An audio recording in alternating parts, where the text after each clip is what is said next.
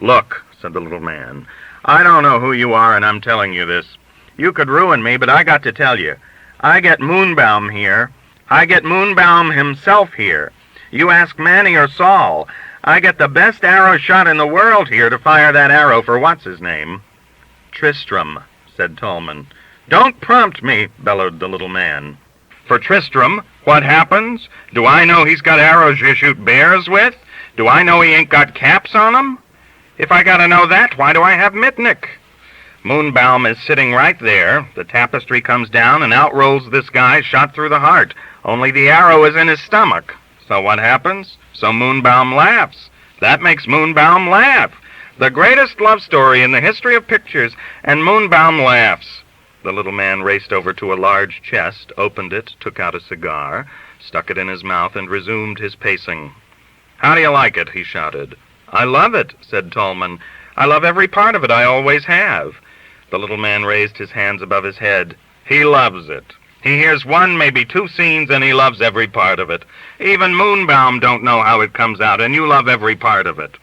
The little man was standing before Tolman's chair again, shaking his cigar at him. "The story got around," said Tolman. "These things leak out. Maybe you talk when you're drinking. What about that brandy?"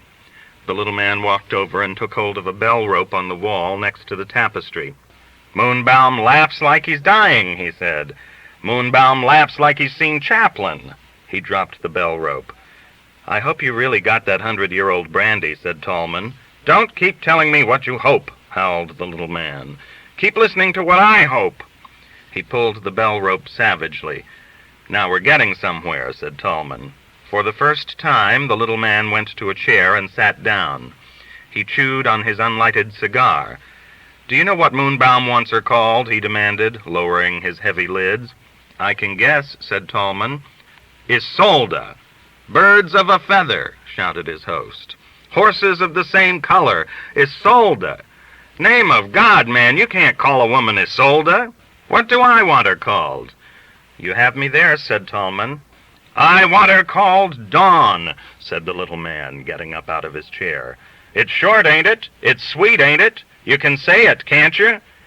"To get back to that brandy," said Tolman, "who is supposed to answer that bell?" "Nobody is supposed to answer it," said the little man. "That don't ring. That's a fake bell rope. It don't ring anywhere. I got it to remind me of an idea Moonbaum ruined. Listen. Louisiana mansion, guy with 7 daughters, old Southern Colonel stuff. Lionel Barrymore could play it. We open on a room that looks like $1 million. Barrymore crosses and pulls the bell rope. What happens?" "Nothing," said Tolman. "You're crazy," bellowed the little man. "Part of the wall falls in. Out flies a crow. In walks a goat, maybe. The place has gone to seed, see? It's just a hunk of its former self. It's a shallows." He turned and walked out of the room. It took him quite a while. When he came back, he was carrying a bottle of brandy and 2 huge brandy glasses. He poured a great deal of brandy into each glass and handed one to Tolman. "You and Mitnick," he said scornfully, "pulling walls out of Southern mansions. Crows you give me, goats you give me. What the hell kind of effect is that?" "I could have a bad idea," said Tolman, raising his glass. "Here's to Moonbaum. May he mull things over in his mind all night and never get any spontaneity into them." "I drink nothing to Moonbaum," said the little man. "I hate Moonbaum. You know where they catch that crook? That guy has a little finger off one hand and wears a glove to cover it up. What does Moonbaum want? Moonbaum wants the little finger to flap. What do I want? I want it stuffed. What do I want it stuffed with? Sand. Why?" "I know," said Tolman. "So that when he closes his hand over the head of his cane, the little finger sticks out stiffly, giving him away." The little man seemed to leap into the air. His brandy splashed out of his glass. "Suitcase," he screamed. "Not cane. Suitcase. He grabs hold of a suitcase." Tolman didn't say anything. He closed his eyes and sipped his brandy. It was wonderful brandy. He looked up presently to find his host staring at him with a resigned expression in his eyes. "All right, then, suitcase," the little man said. "Have it, suitcase. We won't fight about details. I'm trying to tell you my story.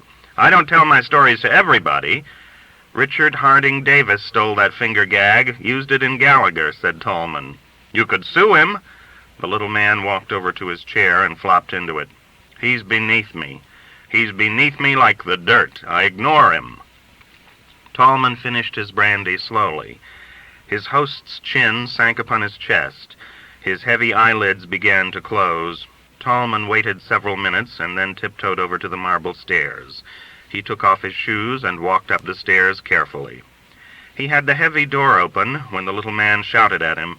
"Birds of a feather, all of you," he shouted. "You can tell Moonbaum I said so, shooting guys out of tapestries." "I'll tell him," said Tallman. "Good night. The brandy was wonderful." The little man was not listening.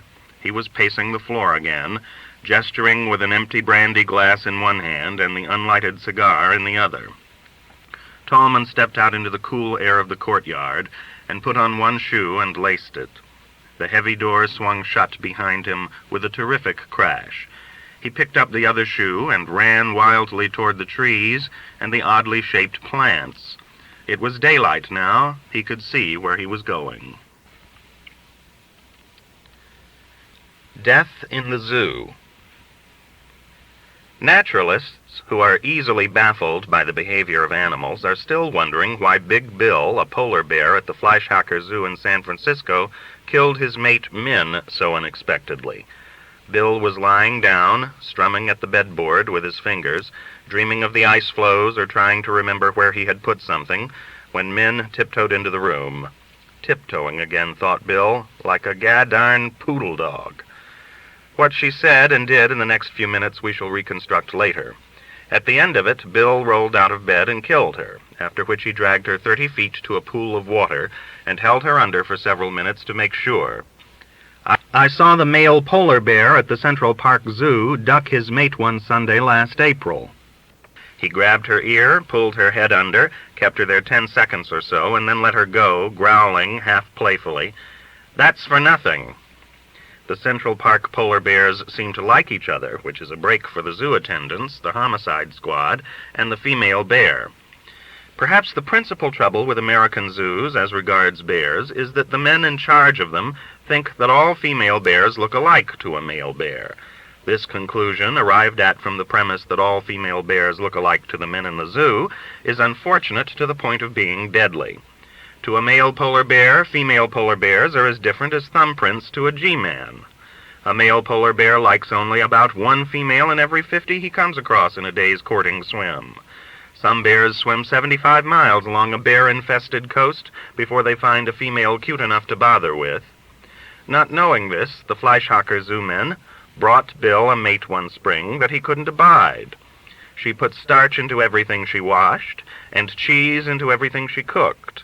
What is more, she kept scratching constantly. Bill swatted her out of existence one day as nonchalantly as if she had been a fly. He was still grumbling about mating conditions in California when the Fleischhacker people brought him still another mate, rousing him from dreams of the Arctic, where a man can have his pick of 1,000 gals. "Look at Bill," they said, "the lady of our choice." Bill noted that she smelled faintly like a Los Angeles rhodoteria, and that she tacked slightly to the left in lumbering, which was going to be bad since he tacked to the right. Furthermore, she giggled. When the zoo men left, Bill told the newcomer to stay out of his way, and he went back to the cave and lay down. When Bill did not come out for several days, Min took to tiptoeing in to see if he wanted a glass of water. She would fiddle with doilies, empty ashtrays, wash out his briar pipe with soap and water, open the window if it was shut, and shut it if it was open. Once she felt his forehead to see if he had a fever, and Bill took a cut at her, but missed. She fled, screaming. When Bill didn't come out for several more days, he felt fine, but he didn't want to come out, she decided that he was sick, and she determined to take his temperature. She tiptoed in and stuck a thermometer in his mouth before he knew what was happening. Bill watched her tidy up his bureau, putting his socks, handkerchiefs, and shirts, which had all been in one drawer, neatly into separate drawers. When she started hanging his ties on a patented nickel-plated cedarwood tie rack, which clasped them in such a way that you couldn't get them off unless you knew how to work the automatic clip-shift tie release, Bill leaped out of bed and roared into action. He finished off her, the thermometer, and the tie rack before anybody could stop him. They turned hoses on me, he said later, and that helped. I was getting pretty hot. The Fleischhacker people are probably looking for another mate for Big Bill right now. Well, I have done all I can. The Secret Life of Walter Mitty. We're going through! The commander's voice was like thin ice breaking. He wore his full-dress uniform, with the heavily braided white cap pulled down rakishly over one cold gray eye. We can't make it, sir. It's spoiling for a hurricane, if you ask me. I'm not asking you, Lieutenant Berg, said the commander. Throw on the power lights. Rev her up to 8,500. We're going through. The pounding of the cylinders increased. To pocket-a, pocket-a, pocket-a, pocket-a, pocket-a. The commander stared at the ice forming on the pilot window. He walked over and twisted a row of complicated dials. Switch on number 8 auxiliary, he shouted. Switch on number 8 auxiliary, repeated Lieutenant Berg. Full strength in number 3 turret, shouted the commander. Full strength in number 3 turret. The crew, bending to their various tasks in the huge, hurtling, 8-engined Navy hydroplane, looked at each other and grinned. The old man'll get us through, they said to one another. The old man ain't afraid of hell. Not so fast. You're driving too fast, said Mrs. Mitty. What are you driving so fast for?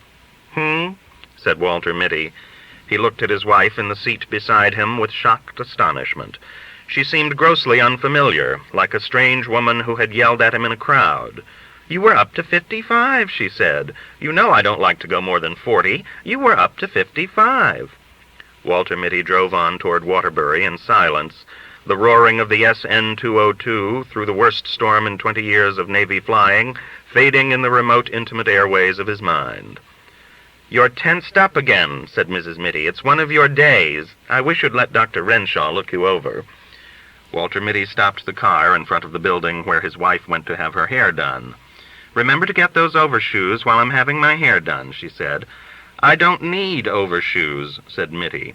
She put her mirror back into her bag. We've been through all that, she said, getting out of the car. You're not a young man any longer. He raced the engine a little. Why don't you wear your gloves? Have you lost your gloves? Walter Mitty reached in a pocket and brought out the gloves. He put them on, but after she had turned and gone into the building, and he had driven onto a red light, he took them off again. Pick it up, brother, snapped a cop as the light changed, and Mitty hastily pulled on his gloves and lurched ahead. He drove around the streets aimlessly for a time, and then he drove past the hospital on his way to the parking lot. It's the millionaire banker, Wellington Macmillan, said the pretty nurse. Yes, said Walter Mitty, removing his gloves slowly. Who has the case? Dr. Renshaw and Dr. Benbow, but there are two specialists here, Dr. Remington from New York and Mr. Pritchard Mitford from London. He flew over. A door opened down a long, cool corridor, and Dr. Renshaw came out. He looked distraught and haggard. Hello, Mitty, he said.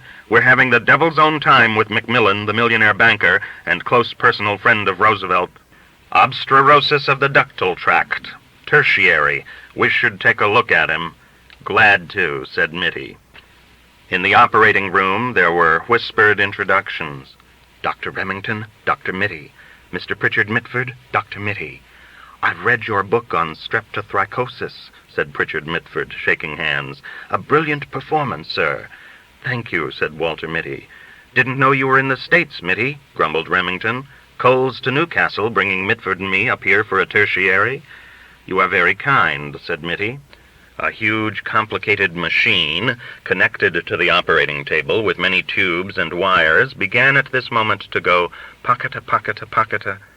The new anesthetizer is giving way, shouted an intern. There is no one in the East who knows how to fix it. Quiet, man, said Mitty in a low, cool voice.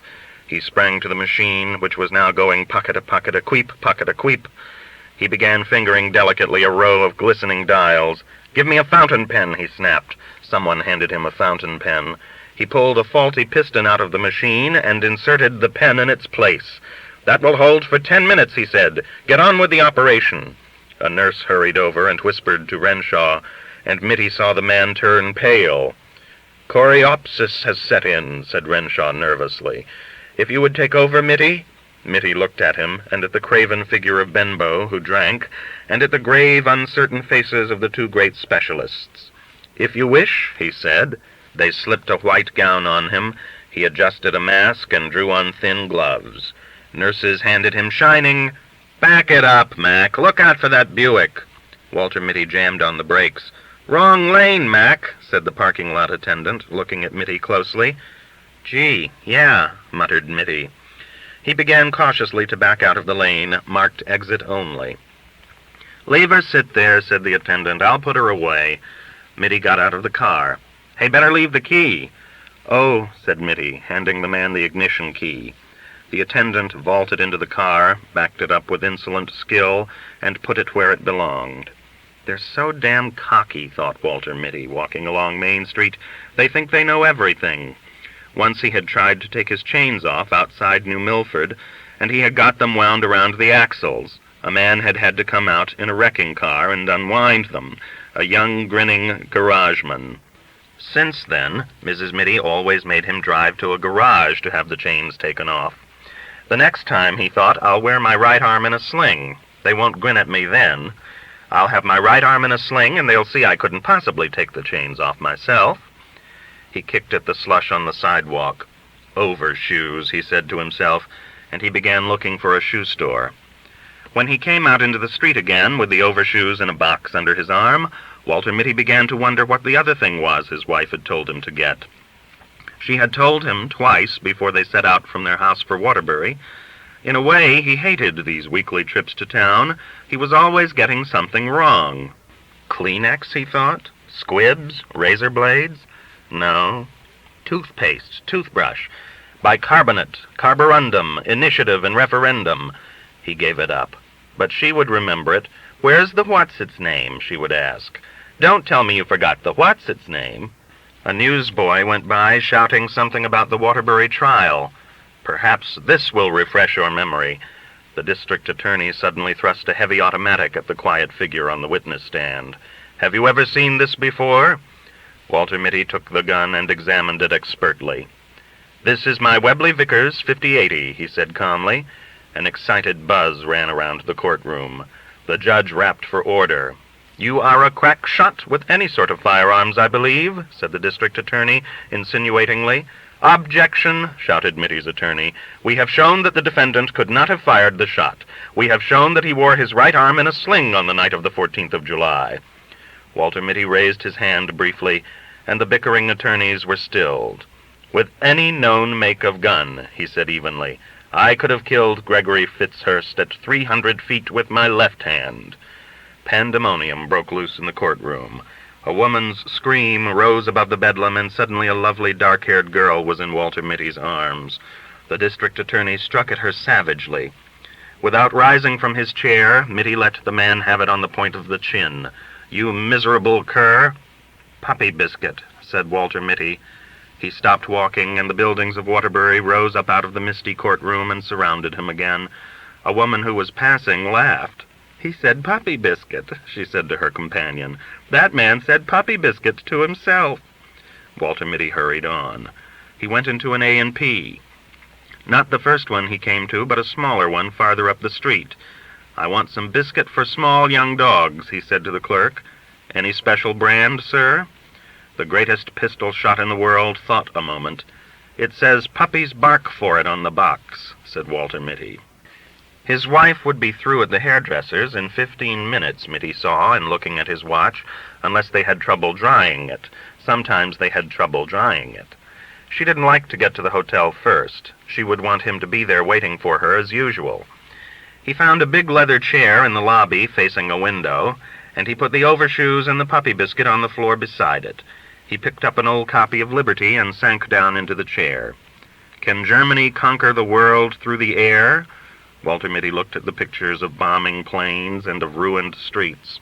"The cannonading has got the wind up in young Raleigh, sir," said the sergeant.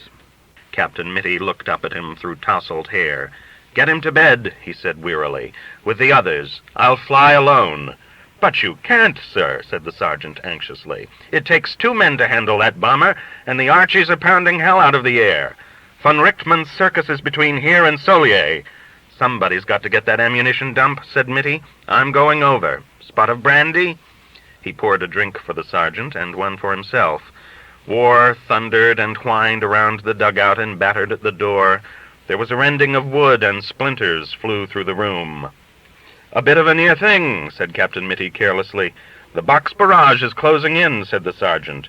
"We only live once, Sergeant," said Mitty with his faint, fleeting smile. "Or do we?" He poured another brandy and tossed it off. "I never see a man could hold his brandy like you, sir," said the sergeant. "Begging your pardon, sir." Captain Mitty stood up and strapped on his huge Webley Vickers automatic. "It's 40 kilometers through hell, sir," said the sergeant. Mitty finished one last brandy. "After all," he said softly, "what isn't?" The pounding of the cannon increased. There was the rat-tat-tatting of machine guns, and from somewhere came the menacing pocketa-pocketa-pocketa of the new flamethrowers. Walter Mitty walked to the door of the dugout, humming "Auprès de ma blonde." He turned and waved to the sergeant. "Cheerio," he said. Something struck his shoulder. "I've been looking all over this hotel for you," said Mrs. Mitty. "Why do you have to hide in this old chair? How did you expect me to find you?" "Things close in," said Walter Mitty vaguely. "What?" Mrs. Mitty said.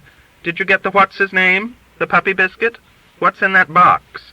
"Overshoes," said Mitty. "Couldn't you have put them on in the store?" "I was thinking," said Walter Mitty.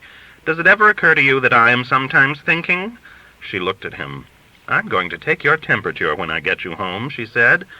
They went out through the revolving doors that made a faintly derisive whistling sound when you pushed them. It was 2 blocks to the parking lot. At the drugstore on the corner, she said, "Wait here for me. I forgot something. I won't be a minute." She was more than a minute. Walter Mitty lighted a cigarette. It began to rain with sleet in it. He stood up against the wall of the drugstore, smoking.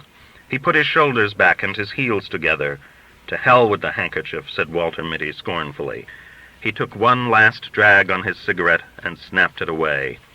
Then, with that faint, fleeting smile playing about his lips, he faced the firing squad.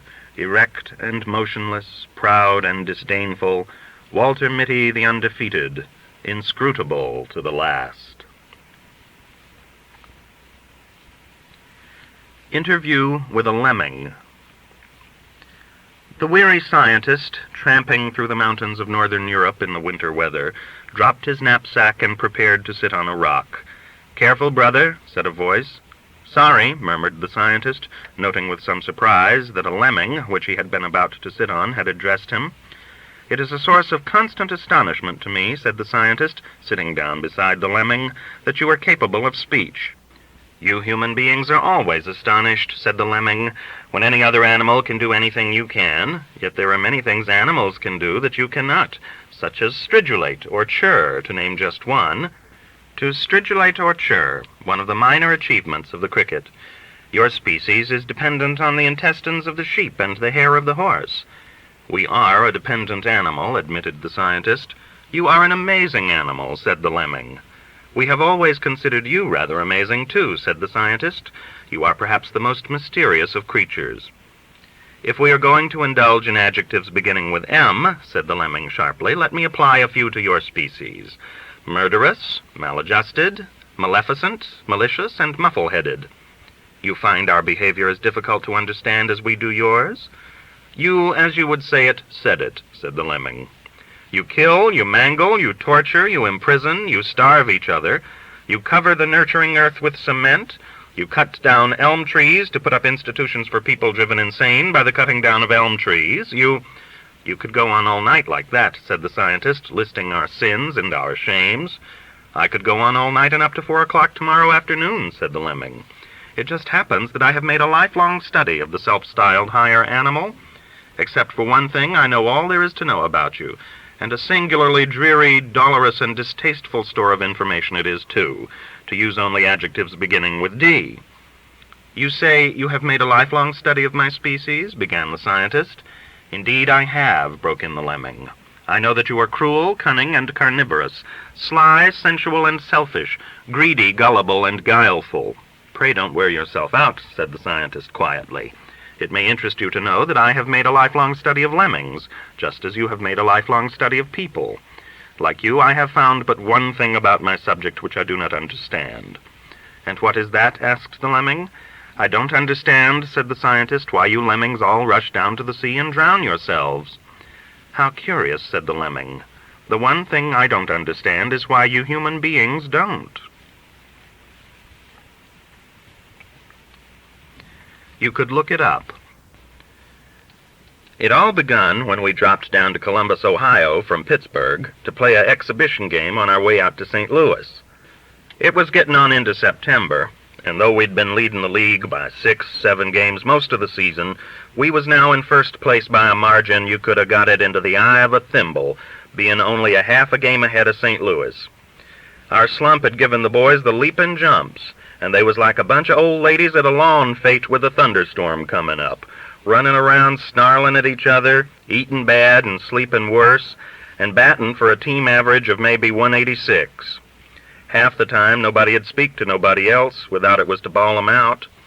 Squawks McGrew was managing the boys at the time, and he was darn near crazy. They called him Squawks 'cause when things was going bad he lost his voice, or pretty near lost it, and squealed at you like a little girl you stepped on her doll or something. He yelled at everybody and wouldn't listen to nobody, without maybe it was me. I'd been training the boys for 10 year, and he'd take more lip from me than from anybody else. He knowed I was smarter than him anyways, like you're going to hear. This was 31 year ago. You could look it up, because it was the same year Columbus decided to call itself the Arch City, on account of a lot of iron arches with electric light bulbs into them, which stretched across High Street. Thomas Albert Edison sent him a telegram, and they was speeches, and maybe even President Taft opened the celebration by pushing a button. It was a great week for the Buckeye Capital, which was why they got us out there for this exhibition game. Well, we just lose a doubleheader to Pittsburgh, 11-5 and 7-3, so we snarled all the way to Columbus, where we put up at the Chittenden Hotel, still snarling. Everybody was tetchy, and when Billy Klinger took a sock at Whitey Cott at breakfast, Whitey throwed marmalade all over his. "Blind each other, what do I care?" says McGrew. "You can't see nothing anyways."